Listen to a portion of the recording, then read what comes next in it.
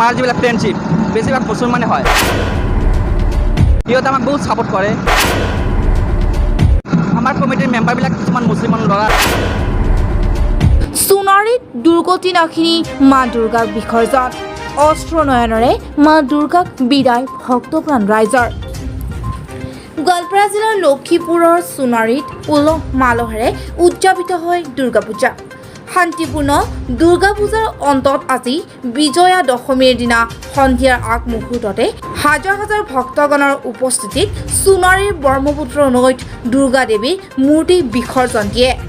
বিশেষকৈ ক'ব লাগিব যে সোণাৰীৰ অঞ্চলৰ মুছলমান লোকসকলে পূৰ্বৰ পৰাই এই পূজাত সহায় সহযোগিতা কৰি আহিছে। সঁচাকৈ এয়া যেন সোণাৰীৰ অঞ্চলৰ হিন্দু মুছলমানৰ মিলনভূমি। বিগত ৩ দিন ধৰি ভক্তপ্ৰাণ ৰাইজে দেশৰ, সমাজৰ আৰু পৰিয়ালৰ সুখ শান্তিৰ হকে মা দুৰ্গা দেৱীক পূজা অৰ্চনা কৰে। আজি সোণাৰী ব্ৰহ্মপুত্ৰ পাৰঘাটত প্ৰশাসনৰ সহযোগত দুৰ্গা দেৱীৰ মূৰ্তিসমূহ বিসৰ্জন কৰে। সোণাৰীৰ পৰা নুৰ আমিনৰ ৰিপৰ্ট, ABP আছাম। আচলতে মা দুৰ্গাক বিসৰ্জন দিয়াৰ এই মুহূৰ্ত কেনেকুৱা লাগে? চাওক, অলৰেডি যেনেকুৱা হ'ব লগা আছিল তাতকৈ বহুত দুইগুণ হৈছে।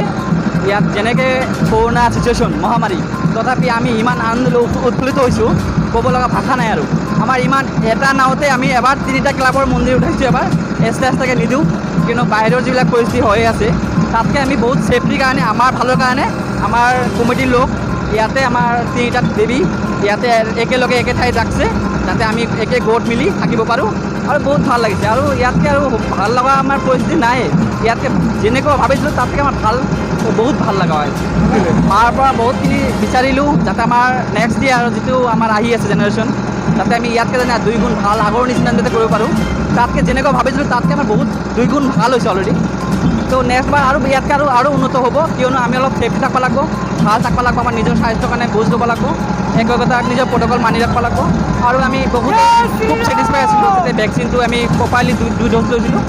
ইয়াতকৈ আমি গভৰ্ণমেণ্ট ৰুল হিচাপত আমি ভালকৈ একদম তাৰ চিলেবাছখিনি পূৰাপূৰি একদম মেইনটেইন কৰিছোঁ। আমাৰ কমিটিৰ আৰু আমাৰ মেম্বাৰ যিবিলাক আছে বহুত চেঞ্চিয়াৰ হৈছে, বহুত ফুলফিল আৰু বহুত সজাগ একদম। গভৰ্ণমেণ্ট যিটো ৰুল দিয়ে আমাক তাতকৈ আমি 2 গুণ আমি 2 গুণ কৰাৰ কাৰণে আৰু চেষ্টা কৰোঁ, যাতে আকৌ আমাৰ নিউ জেনেৰেশ্যন যিটো জুনিয়ৰ যিবিলাক আছে আমাতকৈ যেনে অলপ ভাল তাতে সিহঁতে ছেটিছফাই কৰিব পাৰে আমাতকৈ বেছি। দেখা গৈছে আমাৰ সোণাৰী অঞ্চলত তাতেও মানে মুছলমান মানুহ বসবাস কৰে। এই সম্পৰ্কত আমি জন্মৰ পৰাই দেখি আছোঁ, আমাৰ সৰু ভাই ভনী মুছলমান, আমাৰ যিবিলাক ফ্ৰেণ্ডশ্বিপ বেছিভাগ মুছলমানে হয়।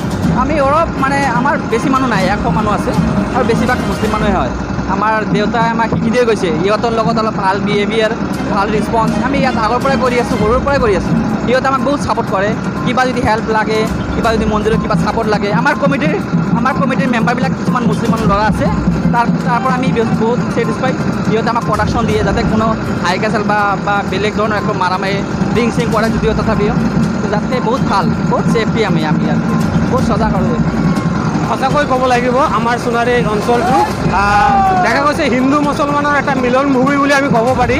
তো গতিকে আপোনালোকে এনেকৈ থাকিব লাগে বুলি আমি ইয়াৰ জৰিয়তে, আমাৰ নিউজ চেনেলৰ জৰিয়তে আমি এইটোৱে আহ্বান জনাম যে অসমবাসী ৰাইজক এনেকৈ থাকিলে হয়তো আগন্তুক দিন আমি অসমবাসীয়ে ভালকৈ জীৱন যাপন কৰিব পাৰিম বুলি আমি ভাবোঁ। ধন্যবাদ।